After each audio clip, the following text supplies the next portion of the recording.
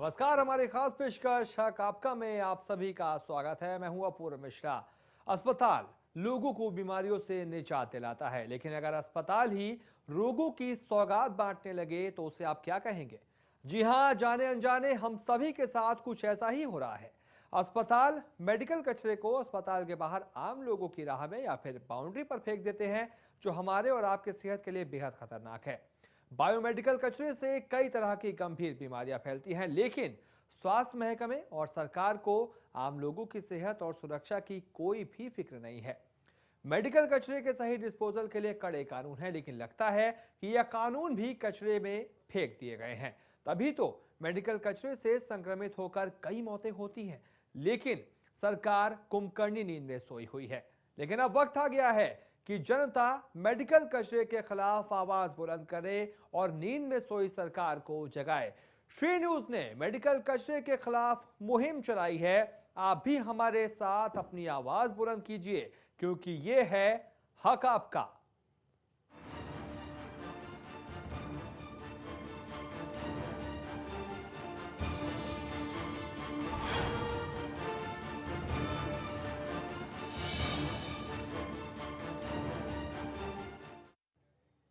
UP समेत देश भर के ज्यादातर सरकारी और प्राइवेट हॉस्पिटल बायोमेडिकल कचरे का सही डिस्पोजल नहीं कर रहे हैं। सड़क किनारे पड़े रहने वाले मेडिकल कचरे को जानवर उधर राह पर चलते बिखेरते रहते हैं, जो सीधे आम लोगों के संपर्क में आकर उनको जानलेवा रोग परोस रहे हैं।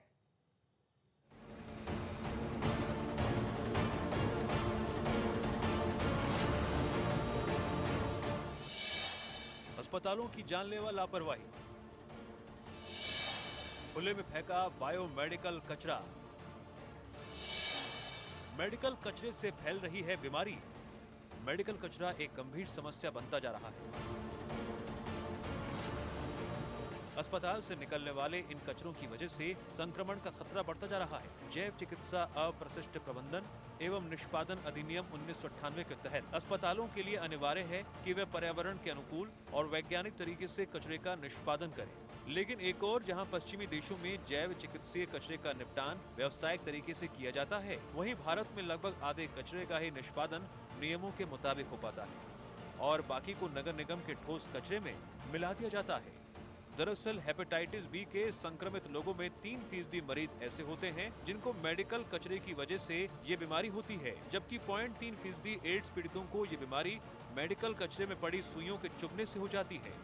National institute of health and family welfare की एक रिपोर्ट के मुताबिक अब भी देश में मेडिकल कचरे का सही ढंग से निस्तारण नहीं किया जा रहा। यही वजह है कि खुले में फेंके जाने वाले मेडिकल कचरे से संक्रमण तो फैल ही रहा है, उसमें तकरीबन 20% कचरा नुकसानदेह और जानलेवा होता है। National institute of health and family welfare की रिपोर्ट की माने तो मेडिकल कचरे से सबसे ज्यादा हेपेटाइटिस बी, हेपेटाइटिस सी और एड्स का संक्रमण होने की आशंका रहती है।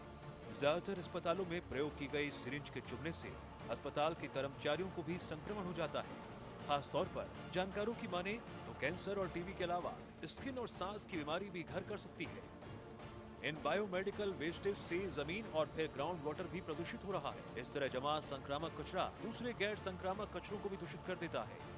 इससे पैदा होने वाली फ्यूरस और डाइक्लोसिन जैसे प्रदूषक तत्व कैंसर, मधुमेह, प्रजनन और शारीरिक विकास संबंधी कई परेशानियों की वजह बन सकते हैं।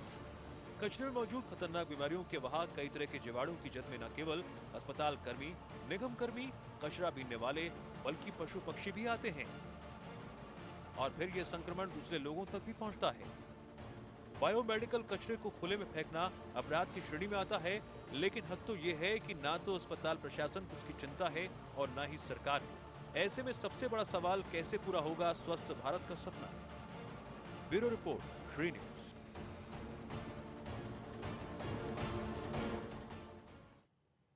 बिल्कुल बेहद खतरनाक है ये मेडिकल कचरा, और अगर आपके आसपास, आपके इलाके के आसपास भी इस तरीके का मेडिकल कचरा बाहर सड़कों पर फैला रहता है, तो श्री न्यूज की इस मुहिम में श्री न्यूज का साथ दीजिए, श्री न्यूज पर बात कीजिए, उस पर कॉल कीजिए और हमें अपनी बात बताइए, हमें अपनी समस्या बताइए। लगातार कॉलर्स हमारे साथ जुड़ना शुरू हो गए हैं। शामली से एक कॉलर हमारे साथ जुड़े हैं। शामली के कॉलर हैं, उनसे बात करते हैं। शामली से आप कहाँ से बात कर रहे हैं, किस जगह से बात कर रहे हैं, और आपके इलाके में क्या इस तरीके का मेडिकल कचरा उत्पन्न होता है?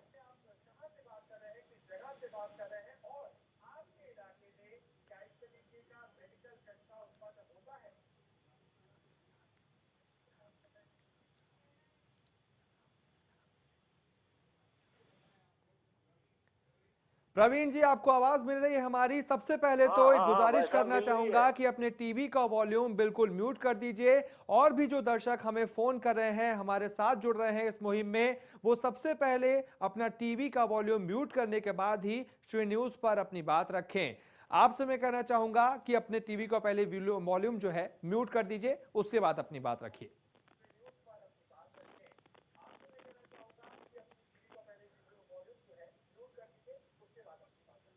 हाँ ठीक है भाई साहब, मैं बोल रहा हूँ। मैंने वॉल्यूम बंद कर दिया भाई साहब। ठीक है, अपनी बात रखिए प्रवीण जी। हाँ भाई साहब, मैं डिस्ट्रिक्ट शामली और थाना भवन पड़ता है हमारे यहाँ है पास जी में। जी, अपनी बात रखिए, बताइए। हाँ भाई साहब, मैं कचरा सड़क पर डाल देते हैं।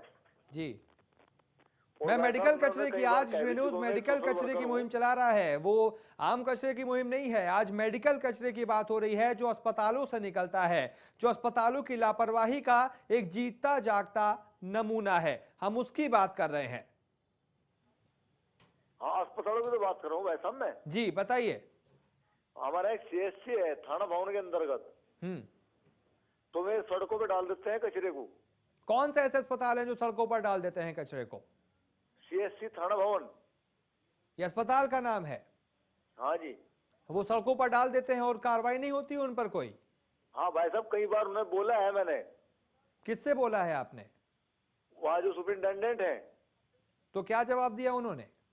कहना भाई साहब और कहाँ डाले हम, हमें व्यवस्था बताओ आप। मगर मैं बताऊंगा आपको। आपने अपनी तरफ से उनसे जाके बात की, आपने और कोई कोशिश की कि इस तरीके का मेडिकल कचरा इस तरीके से सड़क पर ना फेंका जाए, क्योंकि बहुत ही ज्यादा खतरनाक होता है ये मेडिकल कचरा? भाई साहब मैं आपसे बोल रहा हूँ ना, मैं हैंडीकैप्ट हूँ खुद, विकलांग जी, हूँ।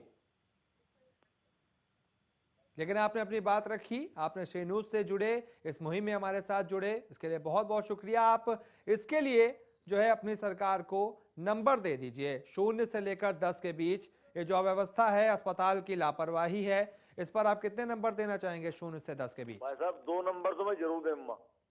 ठीक है, बहुत बहुत शुक्रिया अपनी बात रखने के लिए और श्री न्यूज से जुड़ने के लिए।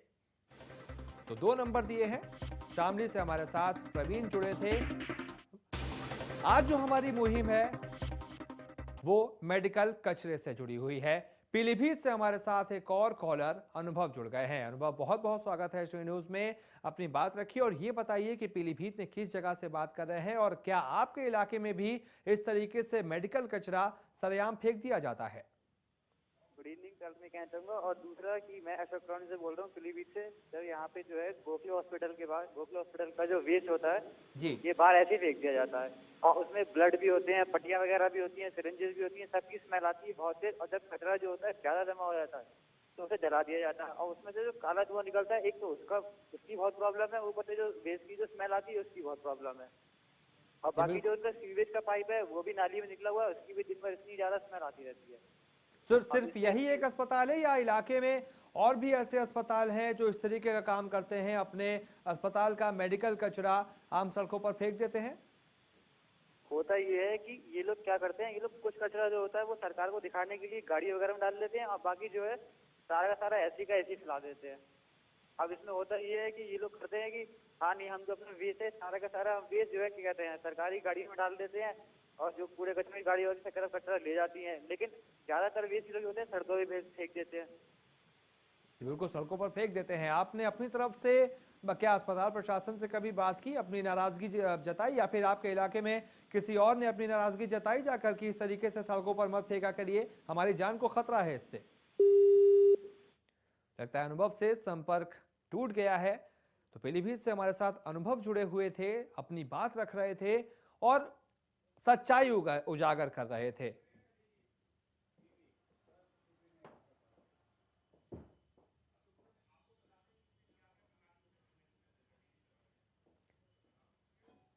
चलिए आपको बताते हैं कि मेडिकल कचरे से क्या क्या बीमारियां हो सकती हैं।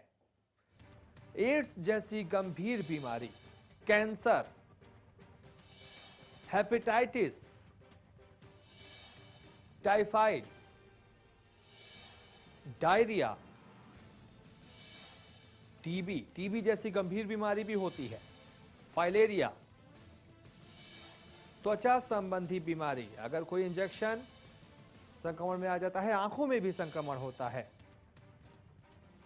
तो ऐसी गंभीर एड्स, कैंसर, हेपेटाइटिस जैसी गंभीर बीमारियां होती हैं इस मेडिकल कचरे से। टाइफाइड भी हो जाता है, डायरिया भी होता है, टीबी जैसी गंभीर बीमारी भी हो जाती है, फाइलेरिया भी होता है और त्वचा संबंधी बीमारी भी होती है, आंखों में संक्रमण भी होता है। तो इतनी गंभीर बीमारियां होती हैं इस मेडिकल कचरे से। अपनी बात रखिए, जागरूक होइए और इसके खिलाफ अपनी आवाज बुलंद कीजिए, क्योंकि ये मेडिकल कचरा आपकी जानलेवा बीमारियों को दावत देता है। राजस्थान से एक और हमारे साथ हेमराज जुड़ गए हैं। हेमराज जी, बहुत बहुत स्वागत है श्री न्यूज में। राजस्थान में किस जगह से बात कर रहे हैं और आपके इलाके में मेडिकल कचरे की क्या तस्वीर देखते हैं आप? जी, मैं बारा डिस्ट्रिक्ट के किशनगंज गांव से बोल रहा हूँ। जी बताइए। जी, मतलब हमारे यहाँ के किशनगंज के आसपास के जो तहसील के हॉस्पिटल्स हैं, वहाँ भी यही कंडीशन है। वहाँ पे मेडिकल सीरीज और ये पट्टियाँ वगैरह इधर उधर बिखरी हुई पड़ी होती हैं। इनकी कोई निस्तारण की कोई व्यवस्था नहीं है। कौन कौन से ऐसे अस्पताल हैं, उनके नाम बताइए।